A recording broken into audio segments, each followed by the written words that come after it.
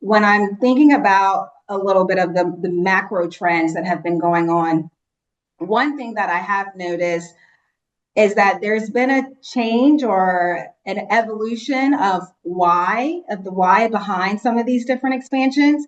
And so for many Europeans, as you all may know, the expansion into the US used to be primarily about just a market expansion in general. But now what we're seeing is that it's becoming more and more about strategic positioning.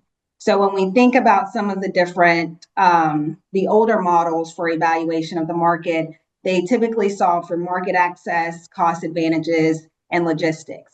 Now, newer models are solving for these same things, but they're also solving for supply chain resiliency, or to Amanda's point, the federal industrial policies, whether that be the economic incentives or considerations around the domestic content, access to innovation, and then cost, of course, is still being looked at as a whole as well.